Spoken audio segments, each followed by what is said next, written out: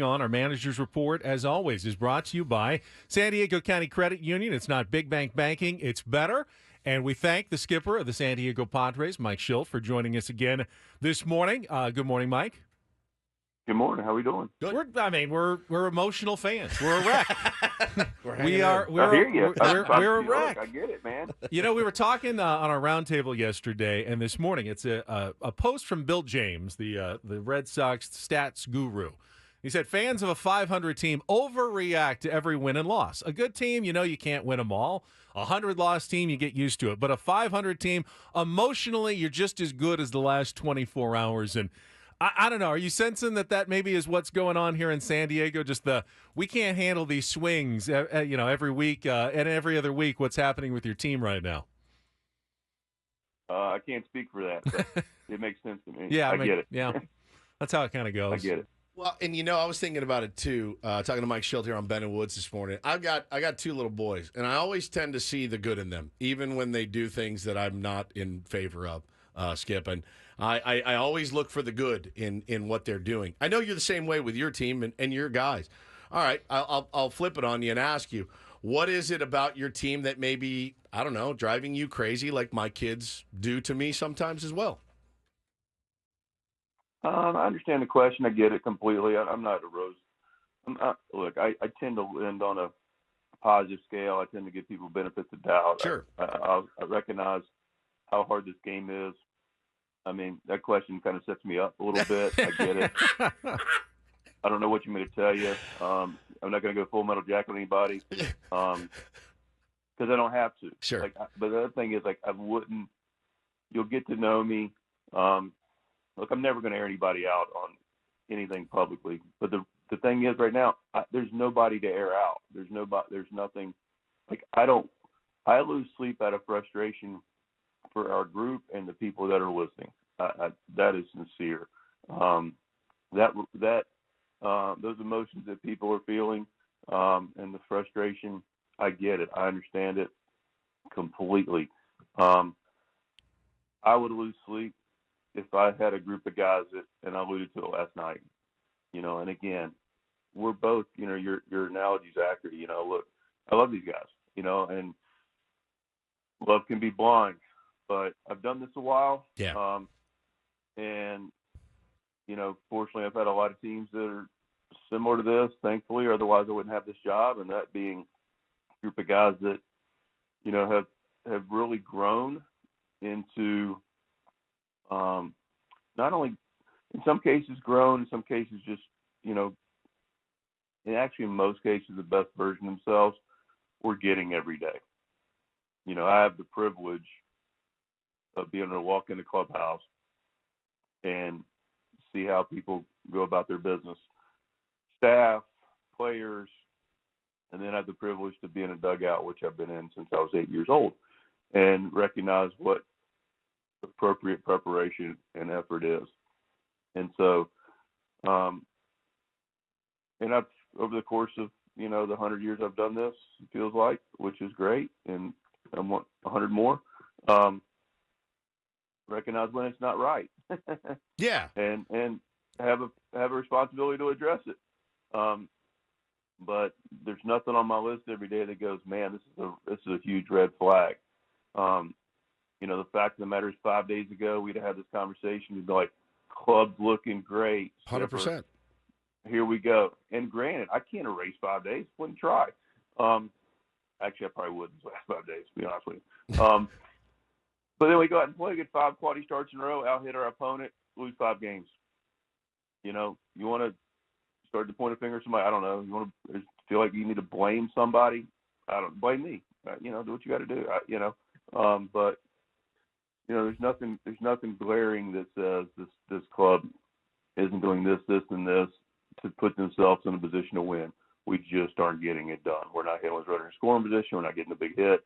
We're not syncing up our pitching and our hitting enough. We've gotten the good pitching, as I mentioned. Randy did a nice job of settling down and getting to the 7th, and we gave it up immediately. So, long answer to your question, but that's what I got for you. No, and the question was not meant to be a setup. It was more like when I watch the team, and I watch the team, the thing that has probably frustrated me as a fan the most is base running, because running into outs just kills you, and Yep. getting picked off, leading the major leagues, and guys getting picked Yep, off. that's true. And I know you want them to be aggressive. I do, but Jerkson Profar also said we've got a skipper that lets us just play baseball. Is there a time for you, or has that time already come where you're like, I got to clamp this down because running into outs is hurting us more than it's helping us right now? Yeah, no, that part's. I mean, I get it. I gotta own up for that.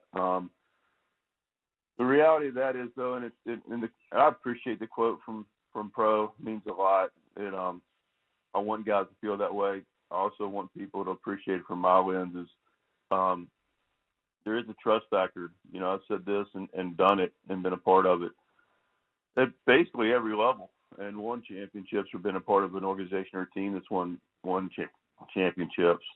And those championships really take place regardless of level in the identity of a club. And what I'm getting at is championship players think and do for themselves. They just do. Now you say, well, what's your job, dude? What are you doing? Sitting back and, just hanging out? Just letting them run wild. That's not the job. Yeah, no. The job actually for that to really work is a partnership with the players and a work that takes place on a daily basis. Now, that's our job. We love it. That requires hours of preparation from a staff to boil down something that is simple and actionable for the players to be aware of, for us to work on, and then they own it and then go play. And there is freedom in that. And so when you have that structure, you have that partnering, you have that preparation, it allows you to go out and play free and make aggressive but also good decisions. Now, I feel like other than the last, 5 days or so, we've done that very, very well.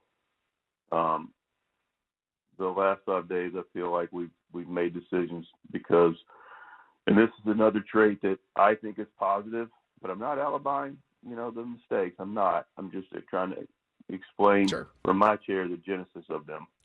Is that when you got a group of guys that care and care factor's high, and that's the thing that people listening and what you alluded to. And by the way, I don't mind you asking the question earlier. I'm just sharing my thoughts. Sure. You can ask whatever you want. I'm a grown man. I'll cry later.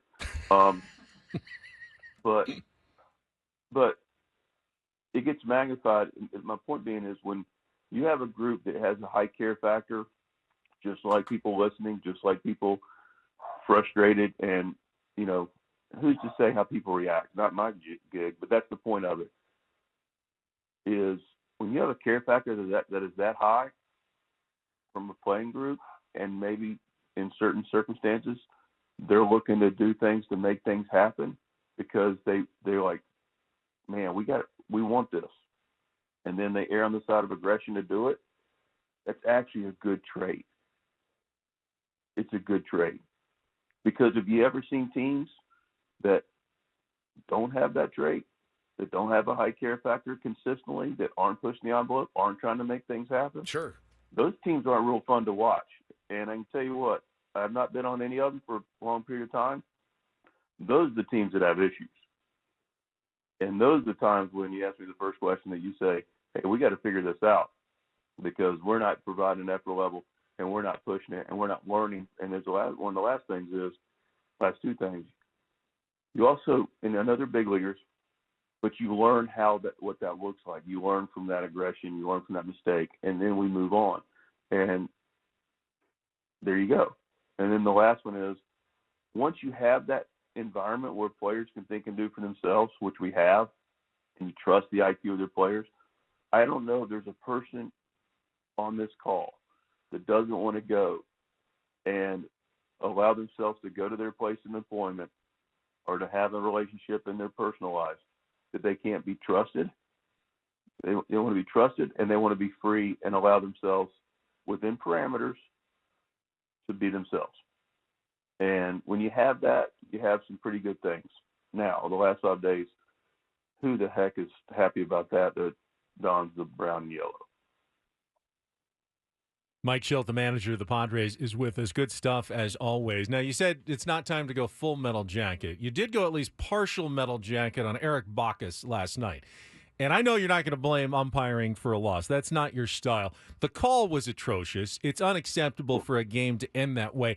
I just kind of want to ask you, so when you go out there, you know the game's over. They're not going to change the call. Does what you say to the umpire, do you hope that maybe it leaves an impression for the next day? Is that kind of to just make sure you know the players that you've got their backs? What's kind of the thought process in your mind when a game ends like it did last night? I haven't had many games in like that, and to your point, like you know, we wouldn't want for 14 to run your scoring position. We had chances to not even be in that position, not have to even be in the bottom of the ninth. So we got to start there. We got to accept our role in it.